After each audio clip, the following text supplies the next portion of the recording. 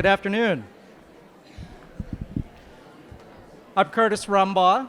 Along with Mary Capulli, I'm the only staff member who hasn't grown a beard since you saw us last. To add insult to injury, when I was in college, I started losing my hair. And when I was in my 20s, I thought, I'll grow a goatee. And then it grew in gray. So I've always looked old. But yeah, so you won't see a beard on me next year either. All right. Whew. All right, so today we're going to talk about the eligibility process. It's a joy that we all share. There are 22,000 charities that apply to the CFC every year, either as a national organization, international, or local. We at OPM get about 3,000 of those. The other 19,000 are spread out among all of your campaign regions. Up until this application cycle now, the 19,000 that apply locally were applying to the tune of about 40,000 applications. So they were applying to more than one area. So we've got a new policy that we're going to talk about in a moment. But I want to lay some of the groundwork first about the process of reviewing applications. A few weeks ago, you should have received an email from OPM that contained model application review forms, completeness forms, and also for the first time, a model approval letter. We've always given out model denial letters. This year, we added a model approval letter. The reason we did that was that we were finding from charities that were in the universal giving program that they were never informed that they were approved, or they were never informed what their 5-digit code was. So it was November, and they still didn't know what their 5-digit code was. So we are asking that everybody use this approval letter. You can modify it and add additional information pertinent to your area, but you have to notify every charity of what their code is. The letter also will inform them that we are changing the way that they're going to apply to the CFC in the future. So in 2016, they'll be informed of the new process. This presentation today is not going to go through the new process. Tomorrow, we're going to talk about how 2016 is going to look. So right now, we're just going to go through 2015 items. So some important deadlines to keep in mind is that each LFCC can set its own local application deadline, as long as it's open for a period of at least 30 calendar days, and it does not go any later than April 1st. So I know in National Capital Area, their deadline's in January. Chesapeake Bay is in February. Most of you are probably March right up to the April 1 line. So that's a local discretion. However, what we are changing this year goes to Marcus's point about universal giving, and that is that PCFOs have to enter every charity's information in the registry no later than April 23rd. Why do they have to do it that early? Because by April 30th, the LFCC has to make all of its decisions on whether the charities are in or out. The LFCCs cannot make this decision if they don't even know if the charity is a 501c3. So it has to be entered into that registry. The new review forms require the LFCC to check a box that it has been verified by OPM via the charity registry system. So PCFOs need to make sure they work into their timelines this April 23rd deadline. If you have any denials from your campaign by June 5th, the LFCC should have made all of their decisions on local appeals. And by July 31st, any additional appeals that come to OPM will be decided by the director of OPM. And I'll talk about denials a little bit more in a minute.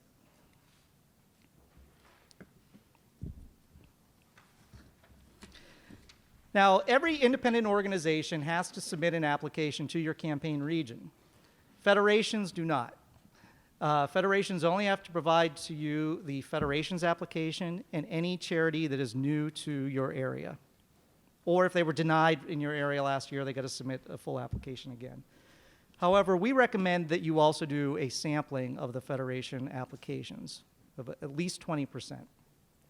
I'm going to tell you, it's not a story, a true story, of something that came up through Universal Giving again, where an organization said, I was unaware that we applied. Who submitted my application? So we go to the Federation. Federation just shrugs. We said, submit to us all of your applications. They had 17 members, only one applied. So LFCCs need to make sure you do this sampling, make sure that federations are doing their due diligence and receiving an application for every member and verifying that they meet the requirements. We also put out, I mentioned completeness reviews earlier. This is something you don't have to do, but we recommend that you do it to help reduce the number of denials you may have.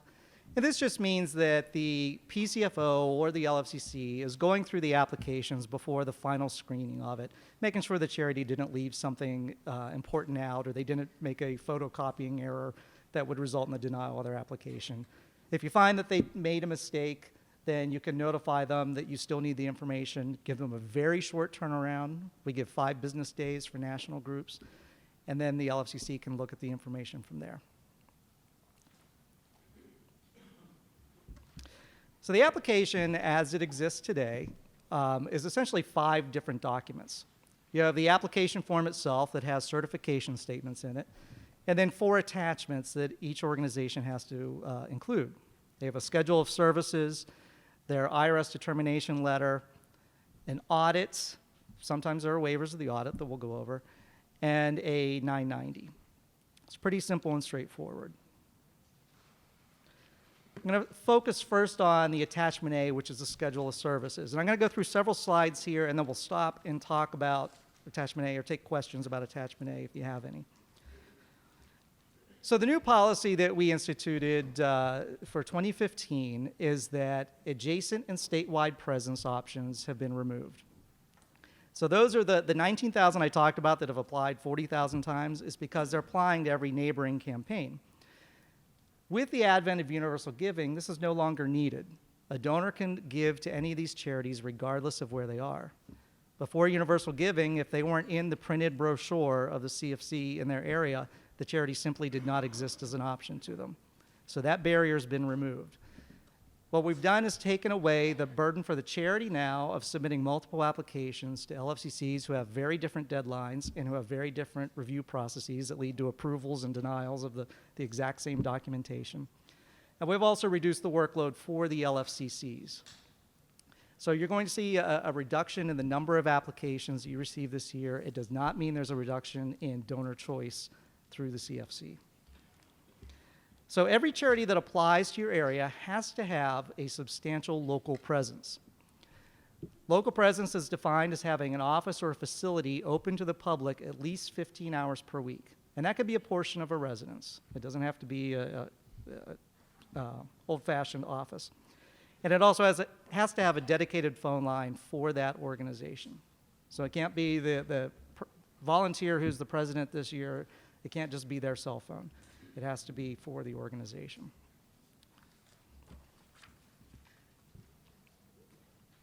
So we got a number of questions on this policy. First of all was, will the adjacent statewide charities still be printed in my list? Even though I'm the LFCC and I don't have to review them anymore, can I still put them in my list? The answer is no. You're only printing those that are truly local to your campaign. Again, anybody who's adjacent or statewide who's approved by your neighbors will appear in the online giving list. Does the federation have to document local presence? The answer to that is no.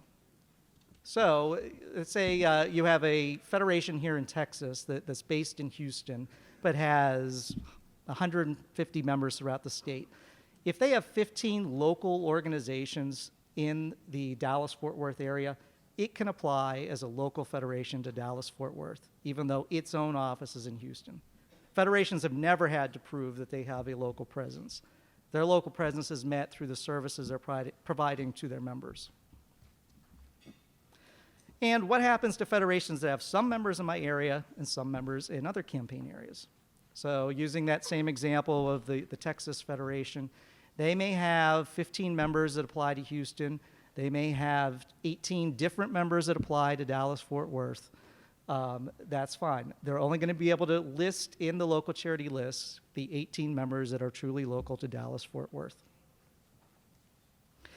Now, we did put out another memorandum that allows for this 1 year as we make this transition in the removal of statewide and local or adjacent eligibility.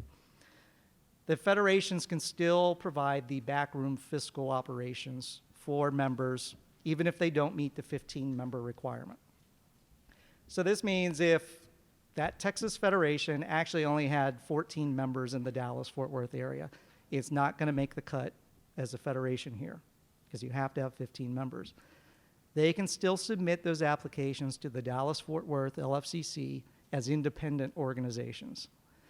But they can still be the financial center for those organizations, meaning the PCFO here in Dallas-Fort Worth will still send the money through the federation.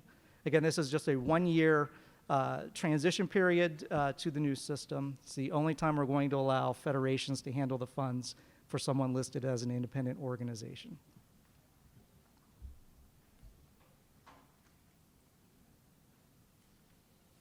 Come on.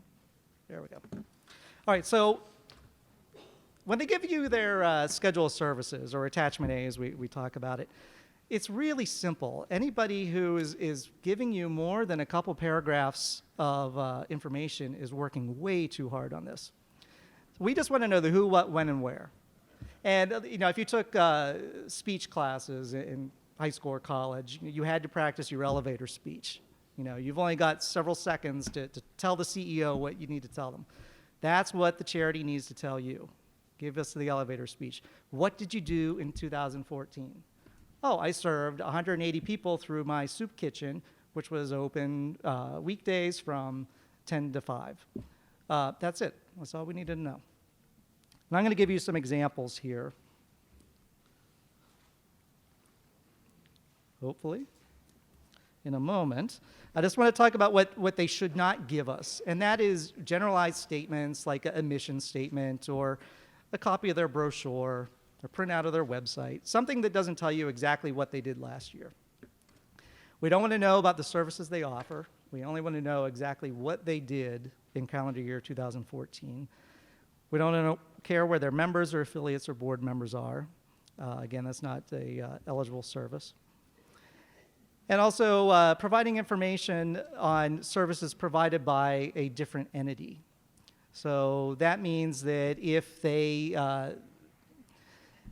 provided funding in 2012 to a researcher, and in 2014 that researcher concluded their study and presented at a conference, that was that researcher's service that was provided. It was not the charity's service. So they can't claim down the road what happened with the services they provided to someone else. And they also cannot count any activity that is fundraising. Basically, that means that the charity was the beneficiary of the activity going on, not the public. All right, so let's go through some examples here. Again, this is all they have to do. It's very simple. So we got a charity here in Fort Worth, and they're telling us that in 2014, they had an after-school care and therapeutic program for 41 kids who were diagnosed as having a condition on the autism spectrum. Services were provided by 12 licensed therapists, Monday through Friday, 3 to 7. That's fine. We got the who, what, when, and where. How easy is that? Here's what we don't want to see. An organization that's actually based in San Diego saying that they had 25 people from Fort Worth visit their facility. That does not count. That was not an activity that happened here in Fort Worth. Hopefully that charity applies to San Diego. And then we have another example in Dallas where an organization had a fundraiser at the Independence Day celebration. Again, this is a fundraiser for the organization. It does not have any beneficiaries, so to speak, other than themselves. So that would disqualify them.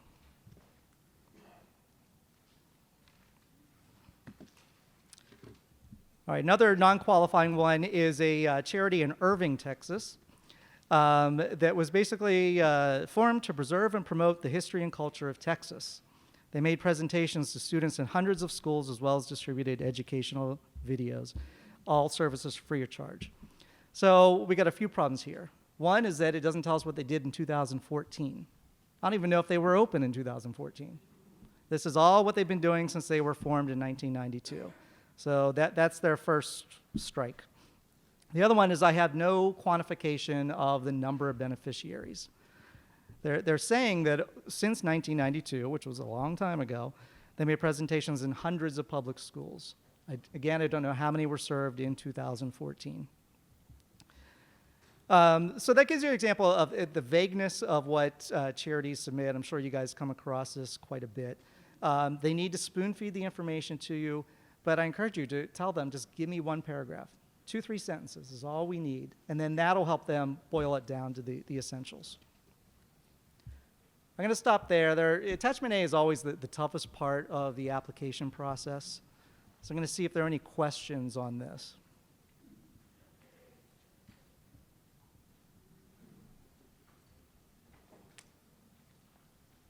Yes. Hello. Bill Browan, Local Independent Charities of America. Does a charity have to include information, other information that's on the application? For example, office hours, street address, telephone, dedicated phone number, on the Attachment A documentation? We have in statement number 1 of the application for local charities, if they are providing a service in an area outside of the geographic area, we do require that they give this information. So let me give you an example of what I mean. So maybe there's a charity that is based in Louisiana. They're in New Orleans, but they have a field office here in Dallas. So it's not a chapter, it's not an affiliate, it's just I have staff members who are housed here and housed here. What they do is on the front of the application, they're going to say, I'm a charity based in Louisiana. In statement number 1 of the application, they have to say, I qualify in your area based on my office in Dallas. Here's the address, here are the hours we're open, how many days a week that we're open. That's the occasion where they have to provide that level of information. Yes? Bev Arnold, Heart of Alabama. I think that was my question. We have a central office outside of our campaign area for, say, the Girl Scouts or the American Red Cross, who then have offices all throughout the campaign area. They want to apply for each of those offices with that separate address and phone number, but using the one EIN number. They can still go ahead and do that. If they are chapters and affiliates of an organization, it's okay that they're all using the same employer identification number. There has to be some certification from the CEO that says that these are chapters and affiliates so that we know that it's not just a satellite office. Okay. Let me go. Go ahead, Tiffany. Thanks. My question kind of piggybacks on that. We have several charities that are in other areas, and let's say that they would have been adjacent, but they applied to us, but they also have local presence. So in the Form 1417 area where we put the charity information, you know, there's the place that says local, adjacent, or statewide. But say they have an office in my area, but the home office or the main address is in an adjacent area. Can they apply to both? Because they do have an office in my area, but they also have an office in the adjacent campaign as well. Yeah, so if it's a case where there are 2 satellite offices and 2 separate campaigns, they can still be listed in both of them because they still have a local presence in both. They'll get one code. Right. You know, it should all be presented as the one entity in your neighboring campaign, and then they should tell you how they qualify as local in yours.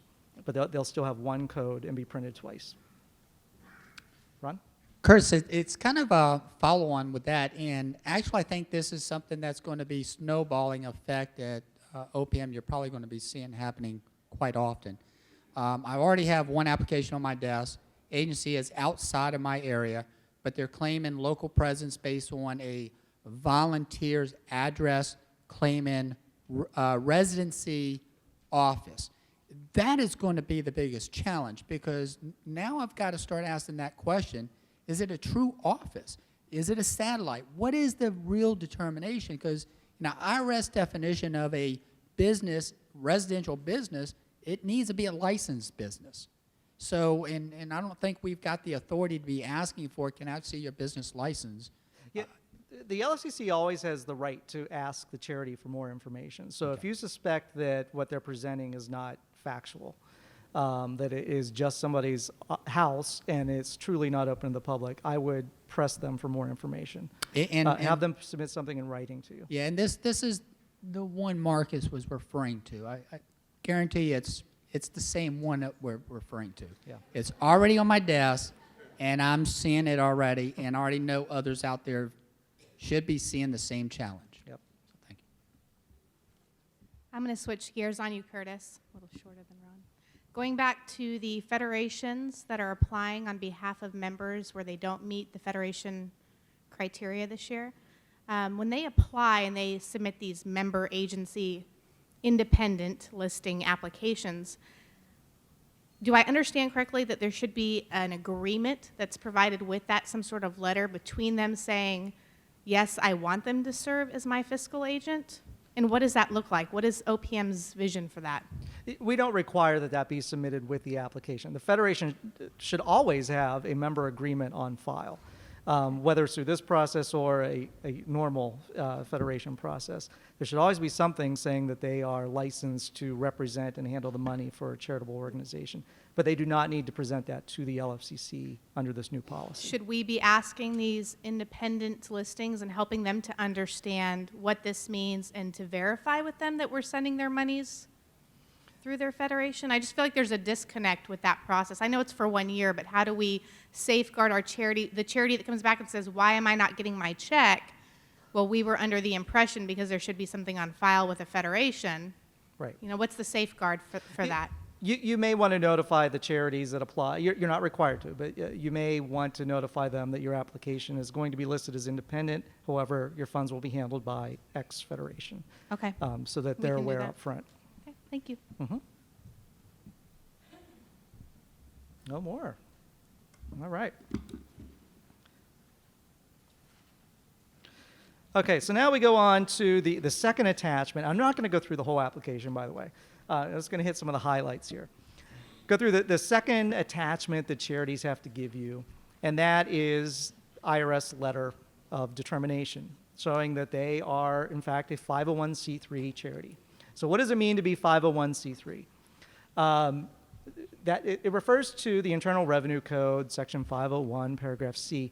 There are many, many types of tax-exempt organizations out there. But when we all think of the ma and pa charities, the traditional charities, most of them are 501c3s.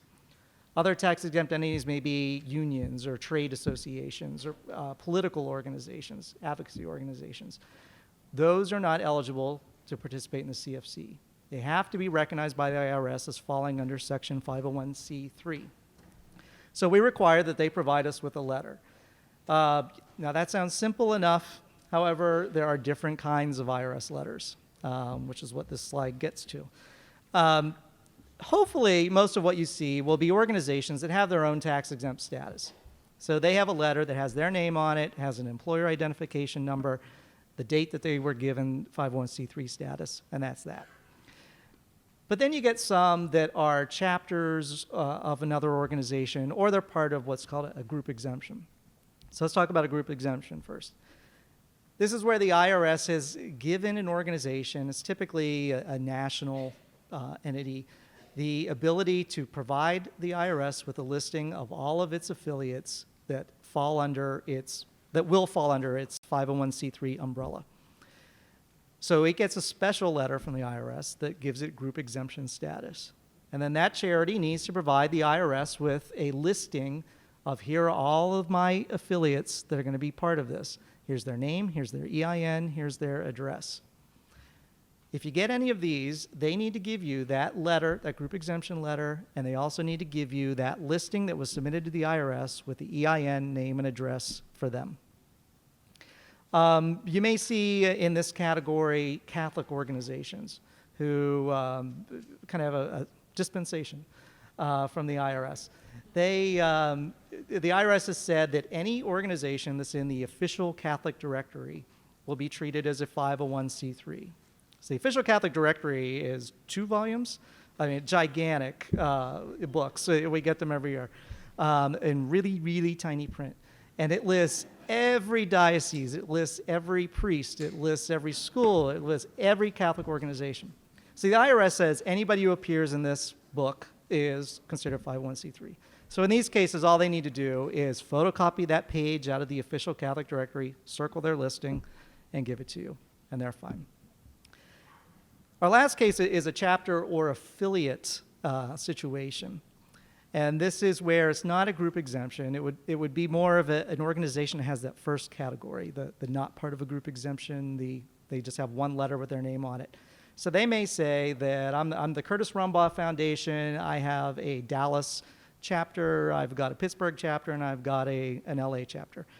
Curtis Rumbaugh would have to submit a letter as the CEO of this foundation.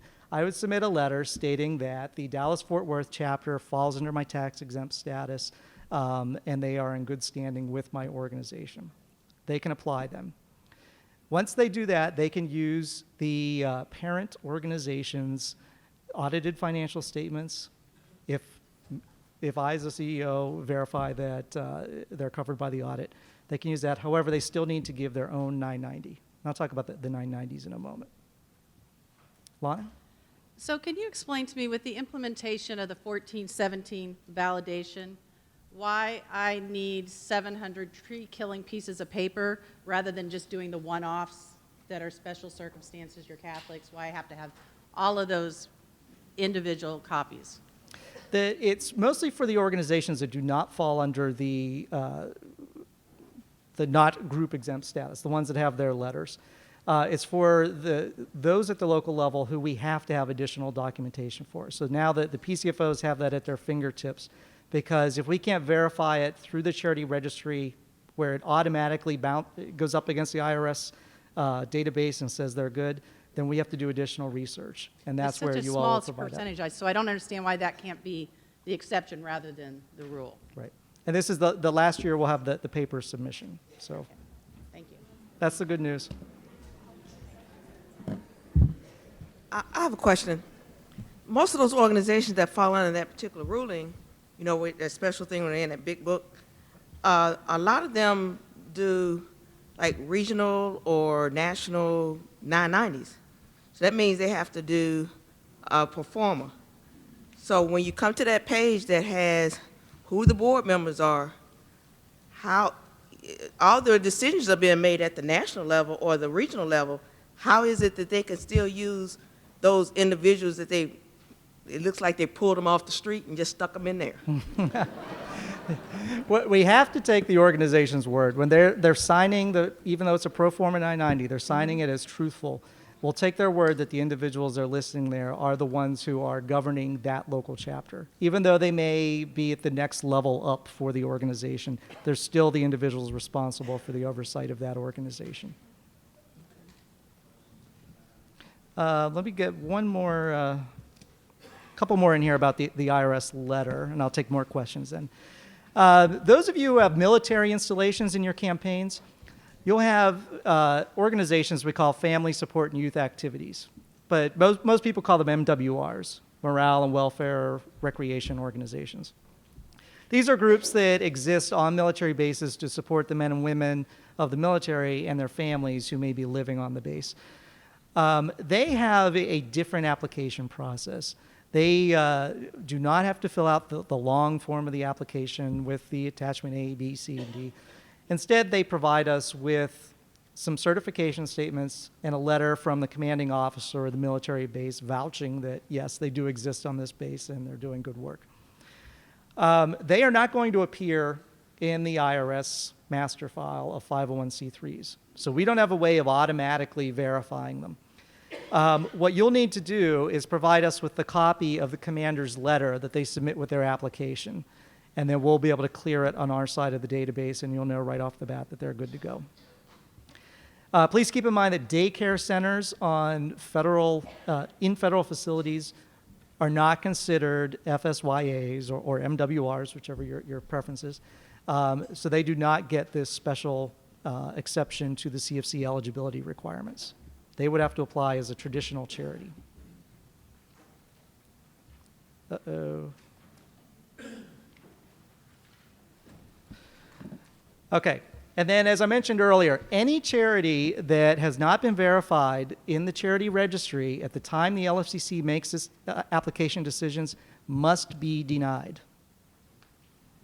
So there are cases we come across where organizations had a 501c3 letter, and unbeknownst to them, they've been dropped off of the IRS rolls.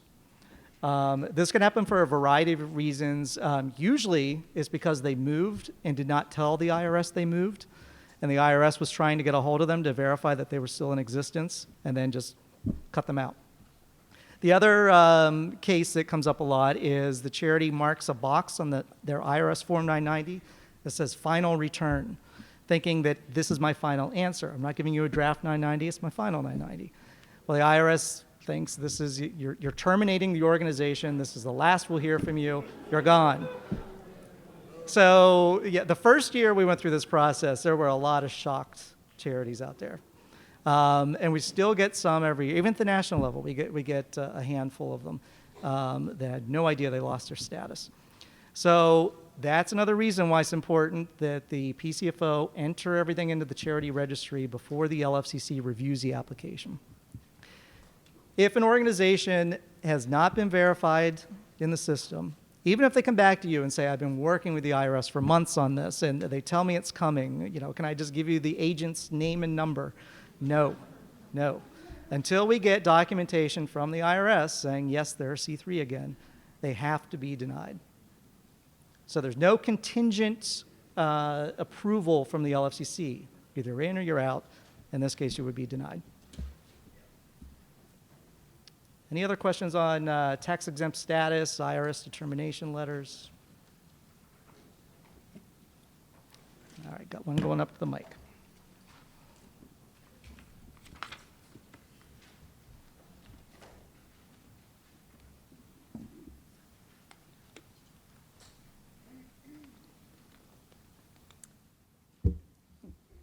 Hi, I'm Linda Morris, and I have a question about the 501c3. How long does a charity organization to apply have to be established? How long does a 501c, if they got it in, say, June, and they want to apply for the year, previous year? That's an excellent question. Okay, so an organization, we have no minimum time requirement that they were in existence to be in the CFC. The main minimum requirement they would have to meet, however, is that they provided some service in 2014 and they were a 501c3. So a charity can apply in 2015 that got its tax-exempt status back in July and then show us what they've done since they've had that tax-exempt status. They cannot have gotten their tax-exempt status in January 2015 and apply now because they didn't do anything as a charity last year. Mary's point, unless it's retroactively put back, so that the charity was knocked off the IRS rolls, it's been corrected, the IRS retroactively gives them status. That would be an exception. All right, so here are some verification myths or facts. The IRS letter must be currently dated, and the answer is it's a myth.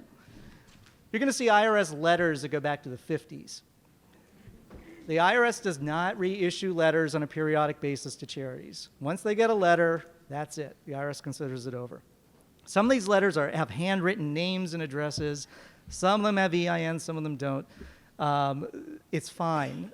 We want that documentation that at some point they had 501c3 status, and then through the charity registry, we'll verify for you that that status is still in place as of February 2015.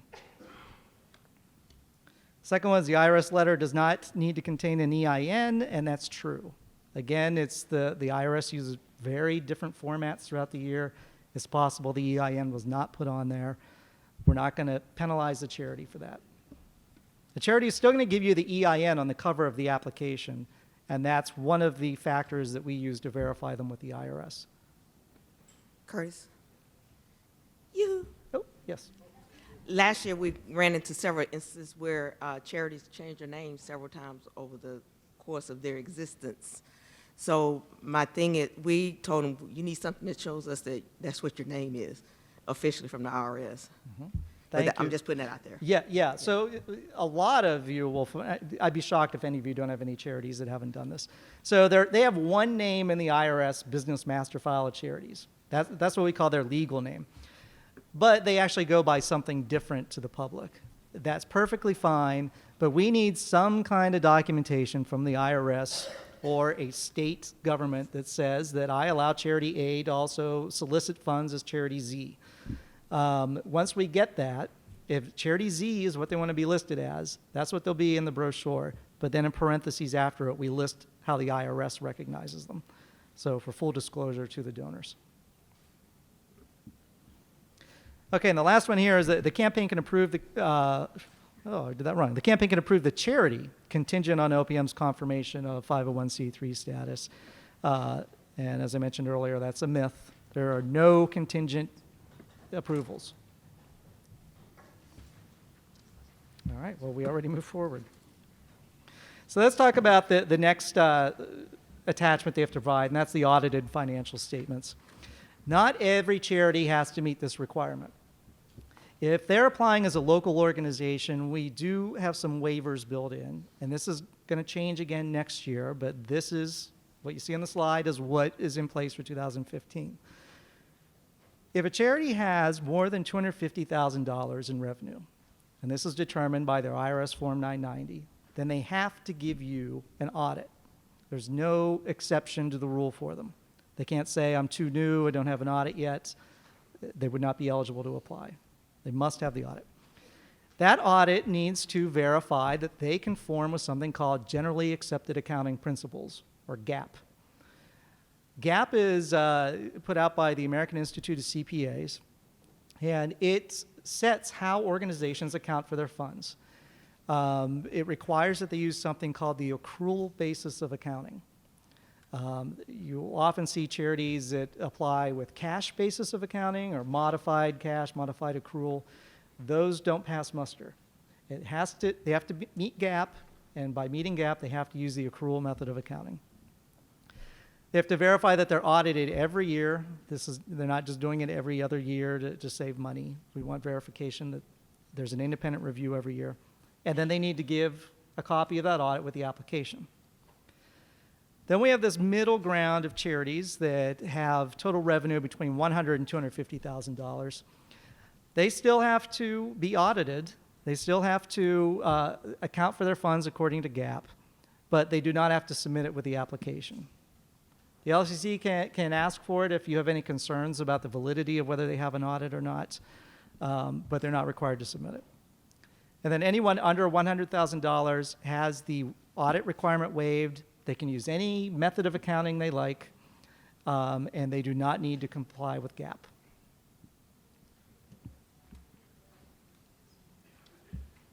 The audit they give to you has to cover a fiscal period that ended on or after June 30th of 2013. So that's a year and a half before this application cycle. Anything that any period that ended before June 30th of 2013 is going to be too old and is ineligible for the application. When the LFCC goes through the audit, let me know if you've never gone through an audit process. I'll send you some sample documents we have. What you do is you look at the independent auditor's report, which is really the first page of content in the actual audit itself. And it's the auditor confirming that they audited the financial statements. They didn't review them, they didn't compile them, they audited them. There's a big difference between the words review, compile, and audit.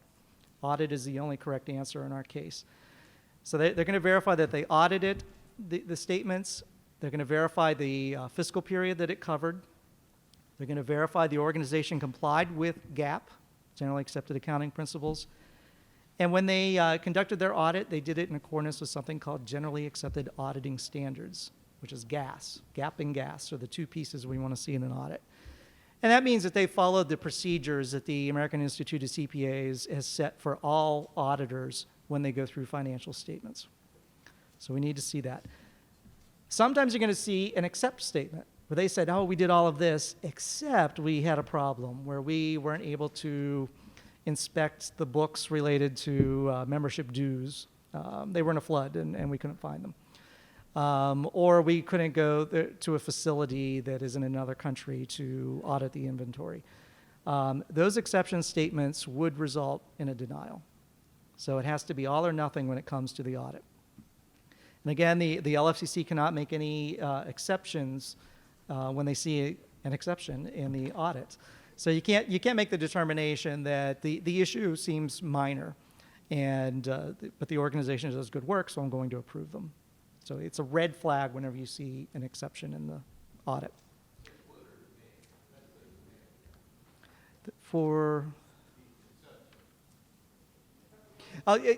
At the LFCC level, it would result in a denial. The reason for the may is for any reason a charity is denied, they have the right to appeal. First, they appeal to the LFCC, who can assess whether the charity's fixed whatever the problem was. In this case, they can't fix this for the LFCC, so the LFCC would deny the appeal. Then the charity appeals to OPM, and the director of OPM or her designee in the agency makes the final call. The regulations give that, and only that individual, the ability to say, I'm going to waive the requirement based on the circumstances the charity presented to me.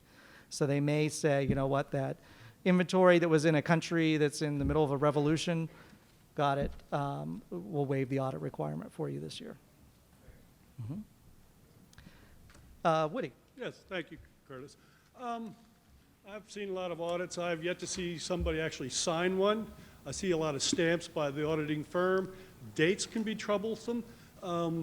What also passes for the actual phrase of gap and gas? Thank you. Good questions.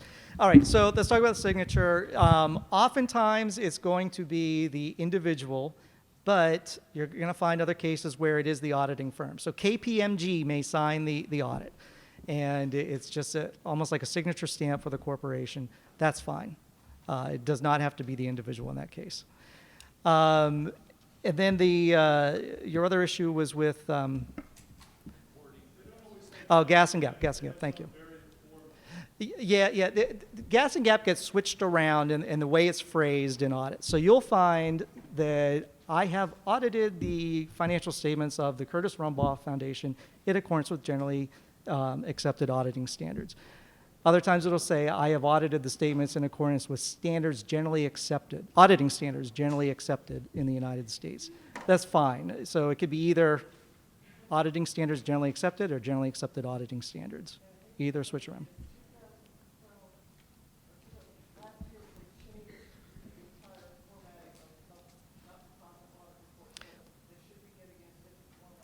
Yeah, Mary pointed out that the AICPA changed the format for the independent auditor's report, and you're probably going to see that for the first time in this cycle. So it still contains all of the information that you got in the old report. It's just laid out in different paragraph format. But you'll still see either the generally accepted auditing standards or auditing standards generally accepted. Oh, and Woody also pointed out about the dates. It could be problematic. The dates, you're looking at two dates really in the independent auditor's report. What was the date it was issued to the board of directors?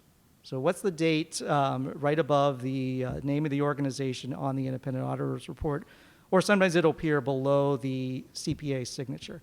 That means the date that the final audit was issued.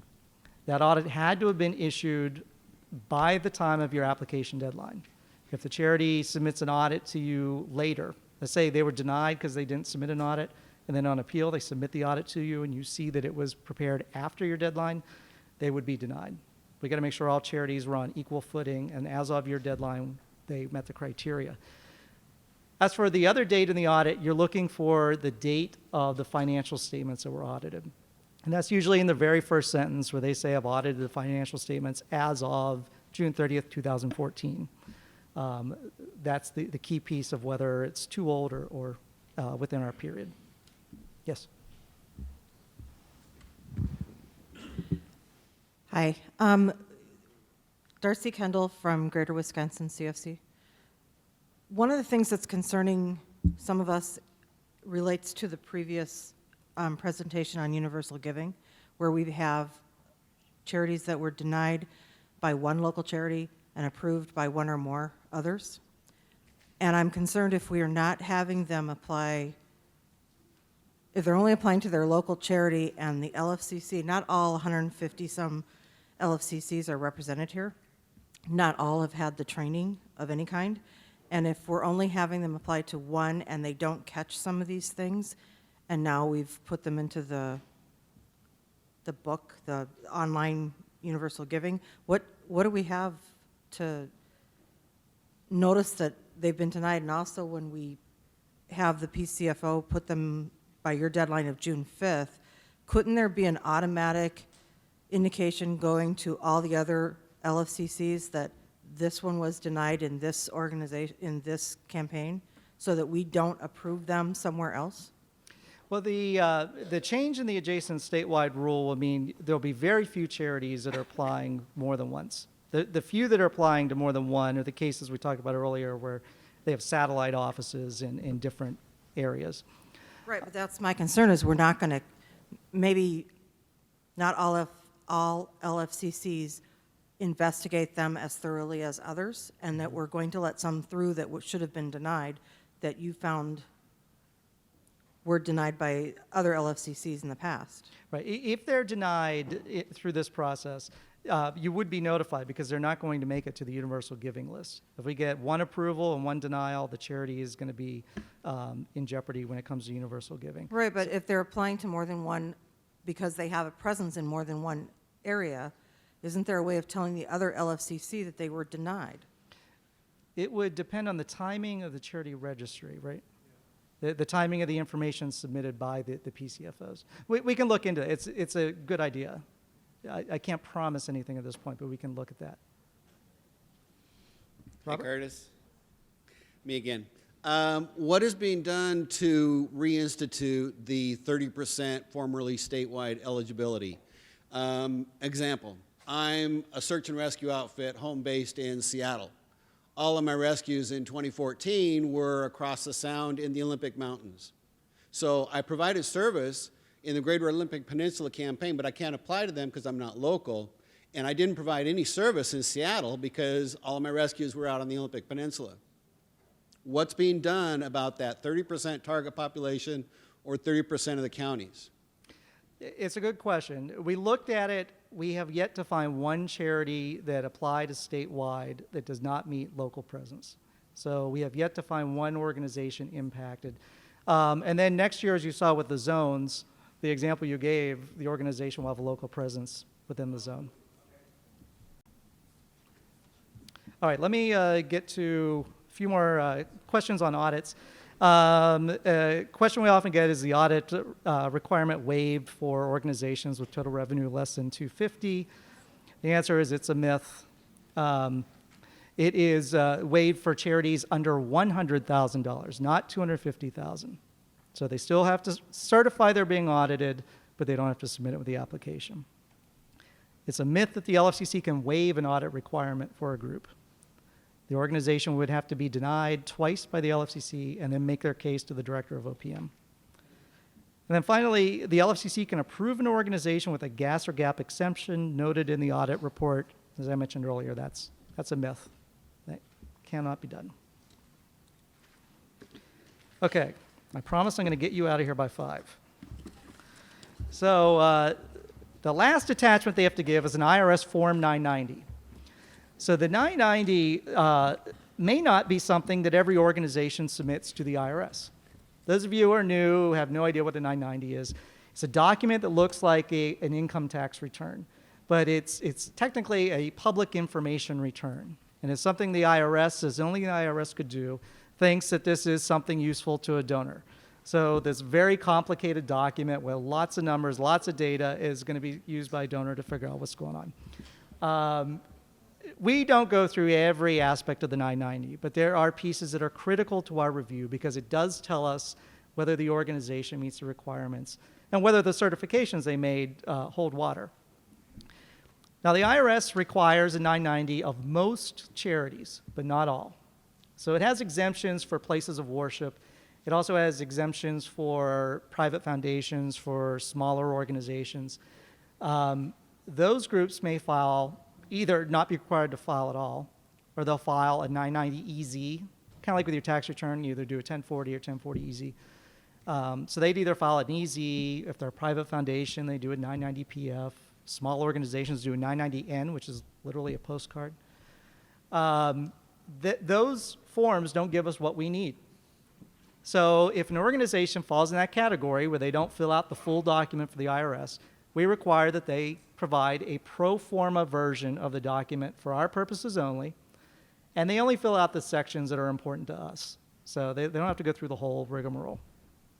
So those that are required to file with the IRS, they have to give us the full form as it was submitted to the IRS, It has to have an officer's signature on it. We don't care if the preparer's signature is there or not. We want to see an officer of the organization on it. It has to cover a fiscal period, just like the audit, that ended on or after June 30th of 2013. And then that fiscal period, it has to match the same period as the audit. So we got the two documents lining up. And they have to give us every section of the 990. But if they're doing a pro forma version, what they're doing is just going to the IRS website, looking up a 990, download it. It's 12 pages. They fill out certain pages of the 12. They don't even have to give us all of them. They're going to fill it out for a period that ended on or after June 30th of 13, just like everyone else. And they're going to have an officer sign it. So then we have the parts there that they're going to fill out. This is all outlined in the application instructions itself. I can send you, if you're curious about what these parts are, I can send you a PDF document with the highlighted pieces. I'm not going to go through all of that right now. But I just want you to understand that charities have to give us one or the other. Whichever one they give us has to relate to the organization that applied to you. So if it's a chapter, if it's the Curtis Rumbaugh Dallas chapter applying, it cannot be Curtis Rumbaugh International Offices 990. It has to be what relates to the Dallas chapter. Who's the governing body, what's their finances, what are they spending their money on, and so on.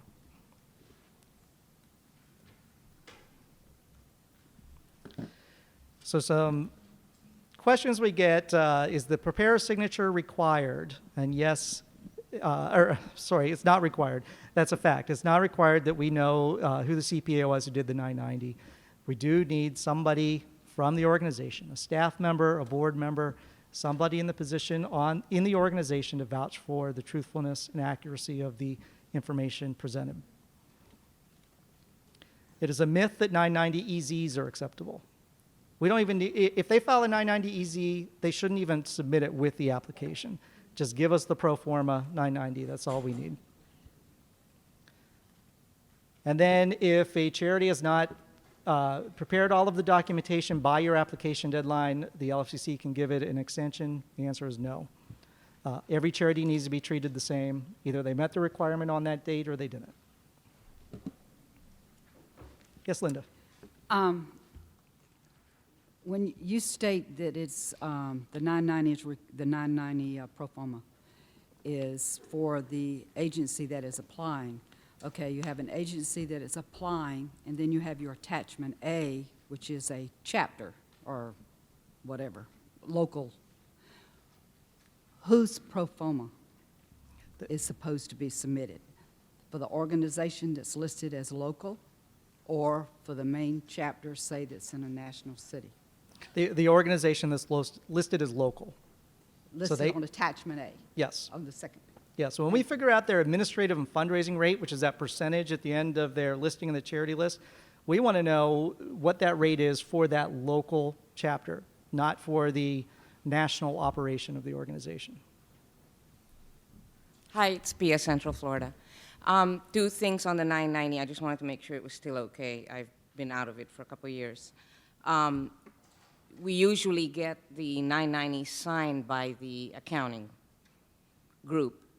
And what I've done in the past, I want to make sure it's still okay, is I say no, an officer has to sign it and send it back to me with, like, the accounting group saying something like, yeah, we were the ones who signed it, but here's their signature now. Is that still okay? Yeah, they can give you, what you'll find sometimes is the charity filed electronically with the IRS. Right. And so they may give you a copy that has the preparer's signature on it, but no officer of the organization. That's okay. We get a fresh one. They can either sign it anew, if it was electronically filed, sign it and give it back to you. Or what they should have on hand is another form the IRS requires, is a one-page form that says, I'm going to file my 990 electronically. Oh, yeah. I allow, like an 8879 or something like that. 8870 and 8868. I allow Mary Capulli, CPA, to submit my 990 on my behalf. I sign it as an officer of the organization. So that's still okay? They can give us that. That suffices. Okay. And then also in the past, this was like 3 years ago, and I think I dealt with you, I'm not sure. But we had a couple, actually, of companies that mistakenly checkmarked what's the non-accrual? Is it cash or cost? Yeah, cash accounting. And what I had required at the time, I think it was maybe based on your advice, was for the accounting department, the accounting firm to send me a letter signed by someone for real, That's- saying that it was a mistake. Is that still acceptable? That's right. As I mentioned earlier about GAAP, generally accepted accounting principles, you have to use the accrual method of accounting. The 990 makes the charity clarify on there what accounting method it used to prepare the 990, and it gives it 3 options: cash, accrual, or other. What happens is there's software out there for 990s that a preparer may have used that defaults to cash because it's the first box. And they forgot to switch it to accrual, and they submit it to the IRS. But you're wondering, how can this be? Your audit says you use the accrual method, your 990 says cash. You can have the CPA that prepared the 990 submit a written saying, my bad, it's actually the accrual method. That'll work. So I just want clarification on not this previous question, but the one directly before that, about the pro forma 990 and which area. So say that we have a satellite office in our local area for Big Brothers Big Sisters. It's one employee, and she basically just maintains the program. There's no money coming in the office. There's no money going out. There's no local board of directors. Everything like that is 2 campaigns over. So is she going to have to do a pro forma for Panama City when the office is in Pensacola?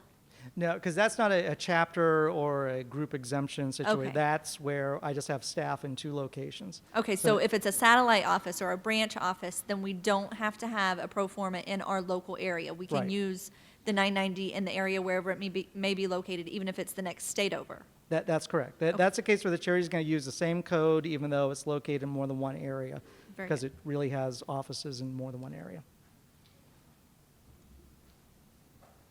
Good afternoon, Tamara. I wanted to ask a clarification of something you mentioned earlier in regards to the 990 and the form that a financial preparer will have signed by the organization's officer giving them permission to file the 990 electronically. Did I hear correctly that you're saying that form giving permission for electronic submittal is okay for the form of signature on the 990 for the organization? Yes, that's the case. Because it'll tell the IRS, I'm going to submit a 990 electronically. It's going to cover this fiscal period, and I authorize this third party to do it. So when you have that coupled up with the 990 that covered that fiscal period. Okay, because I made them bring me a copy of page 1 of the 990 sign because I interpret it as just giving them permission for the filing. It wasn't their signature on page 1, so I made them bring me back that page. Okay. But we can have it either way. Okay. I'm sorry? Yeah, the 8879 has to be signed if the 990 is not signed. Okay, I'm going to hopefully not go too quickly through these last ones to get you guys ready. Another key piece of the CFC application review is the board of directors and the governing body. And we require that the organization have a governing body, just like the IRS does, and that a majority of them are serving without any material conflict of interest, and the majority serving without compensation, and so on. And the way we verify this is not just through their certification statement, but we look at a piece in the 990 that tells us who's serving on the board.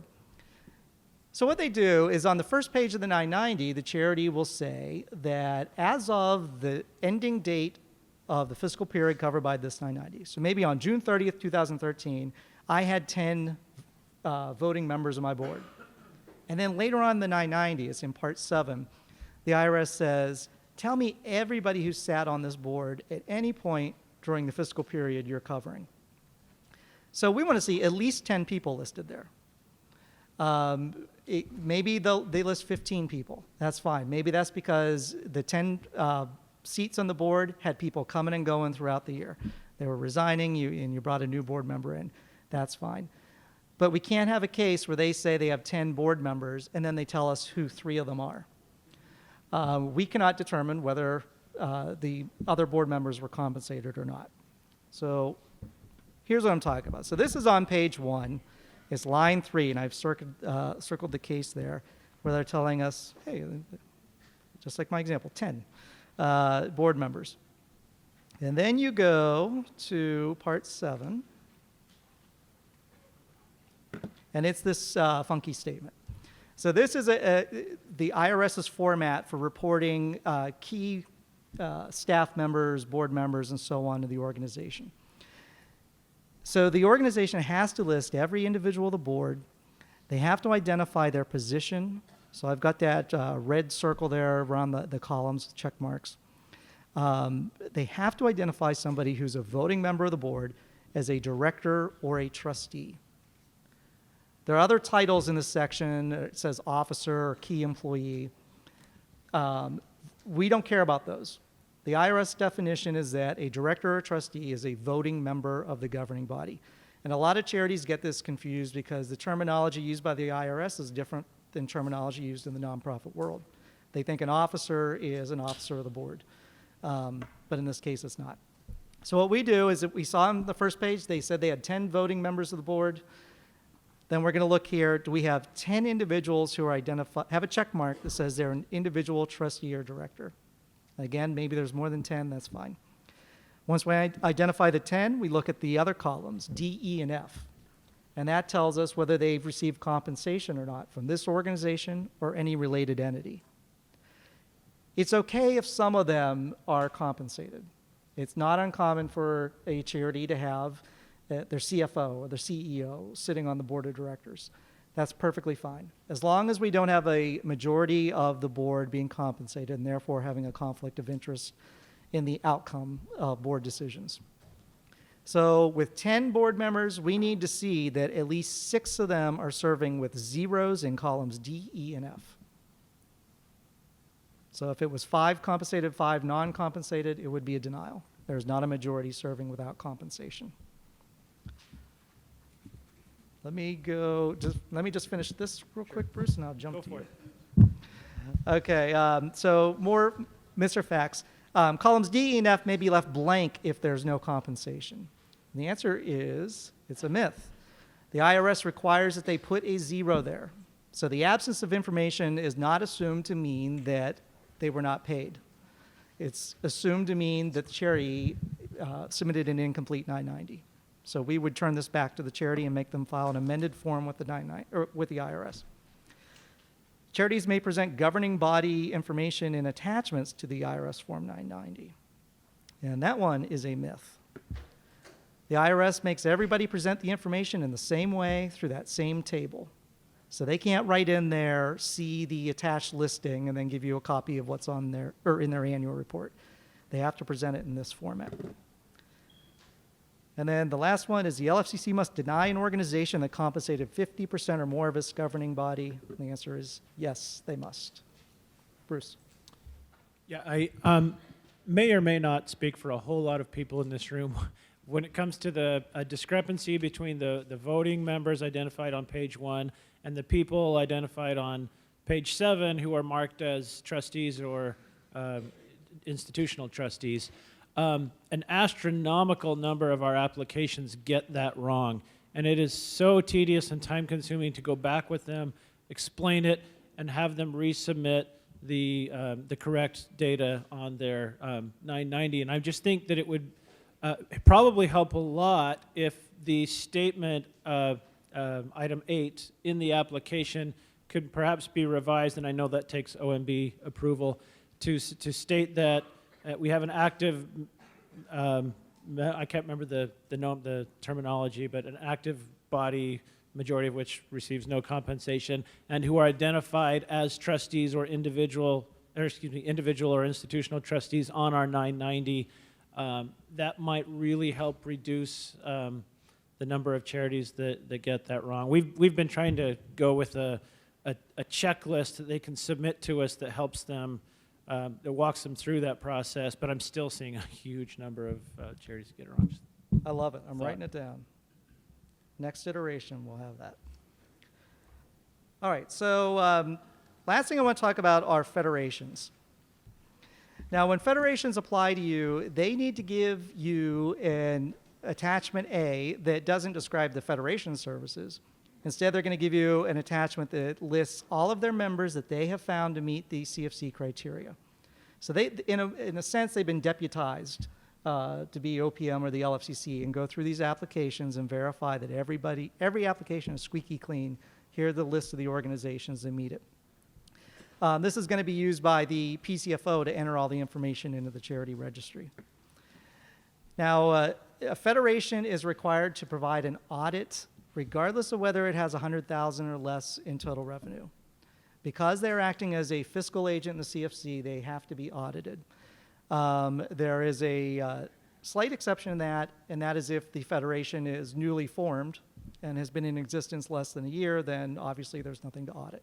So that is waived for that 1 year. Now, in the audit, this is really important. In the audit, the auditor must verify that they are honoring designations to member agencies. This means that they're not reallocating CFC funds based on their organization's decisions. They have to take the funds from the CFC and distribute them as the employees have designated them. So LFCCs, I strongly encourage you to make sure you go through every federation's audit and look in the notes in the back. Usually there is just one paragraph, it may just be one sentence, that says that verification has been completed that the federation is honoring employee designations. It has to be in the audit as well. Yeah. A difference for federations is they also have to give you information about their board members' meeting dates and locations, and also their terms of office. We want to make sure that they have been active within the last calendar year. And then their annual report, as you mentioned, has to describe the dues and fees that they're charging to their members. So if they're handling funds on behalf of CFC donors and they're passing it on to their members, are they keeping a percentage of that for federation dues and fees? You know, they incur costs just like the CFC does. But donors need to be aware of that additional cost and what it is.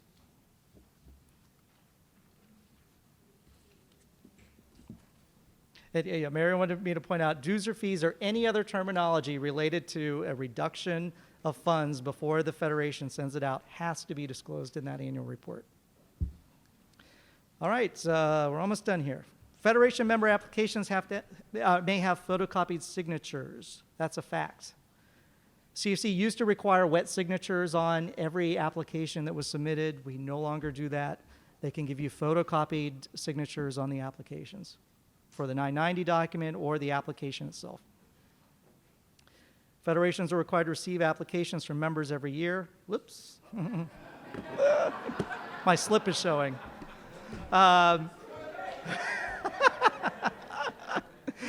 So federations have to get an application every single year from their members.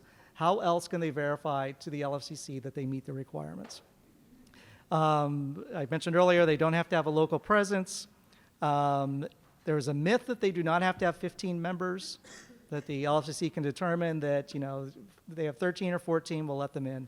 No, it's a regulatory requirement. There's a 15-member threshold. And finally, it's a myth that the requirement that the audit verify it honors pledges to member organizations is new and can be waived.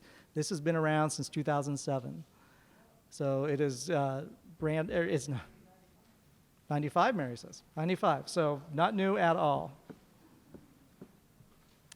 And that is it. So I'll open up to a couple minutes of questions. Curtis, if there's a federation that does not meet the 15 charity requirement in your area, in your local area, but they have a service office in your area that provides direct services, can they apply as an independent organization? Yes.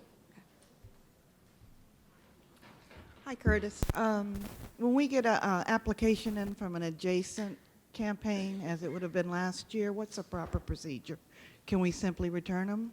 That's a good question. That's come up a lot. So if charities haven't got the memo yet that they shouldn't be applying to you and they submit an application, it's at your discretion if you want to contact them and say, you can't apply to me, I'll send you the application back and make sure you get it to the right place. We don't require that. If they don't withdraw the application or you are unable to return it, it would be a denial because they did not meet the local presence criteria. All right, I'll take two last questions. Okay. Demetrius? Hi, Curtis. Demetrius, Greater SoCal. Actually, two quick questions. First, when notifying charities of their 5-digit code, what we've done in the past is send a general email to all the local charities that were approved. And then there's either a link to the list or in the email, there's a list of all the approved charities with their 5-digit code. Is that okay? So it's after all the decisions have been made, you're sending out the listing of, and it's going to the charities that applied? That's correct. Yes. Okay. Well, actually, I should stop, not for 2015, because we still need to make sure they get the language that the process is changing in 2016 so that they're. Yeah, it'll still use the model letter. Okay. Yeah. And the second question is, going back to the page on the 990 where they're listing the directors, trustees have been compensated. I may have missed this, but if they check the box at the top, can they leave the rest of it blank? Yeah, sometimes every individual listed in that board member section I showed you would have zeros. If they filled in the entire table, it would be zeros across the board for everybody. The IRS has a little box at the top that says, check this box if nobody has been compensated. They can do that in lieu of the zeros. But they can't forget to check the box and forget to put anything in the Okay, columns. thank you. All right, last question. Hi, last question. I know everybody's anxious. So this year on your LFCC audit form, for each application that's reviewed, there's a new block on there. It's the block that states that this charity has been approved for the IRS database. And I'm not stating that correctly, but it is on there as a new piece. So I pre-screen everything, and then we send everything out to the review panel in the LFCC, and they're going to do that, we'll say April 22nd, fictitious date. And then I start to get all the data entry into the system. When will we receive an L4, L5 list prior to the deadline, April 1st deadline? Marcus, can you answer that? Well, when will L4s and L5s be issued?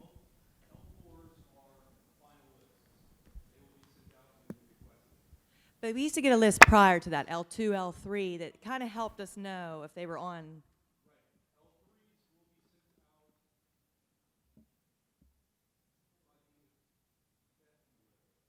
So we can use that L3 list for our LFCC panel because we're saying, hey, it's showing already on here. Right. For those of you that are new, what she's referring to is we're going to take the list of charities that applied to your campaign last year. We're already bumping them up against the IRS list.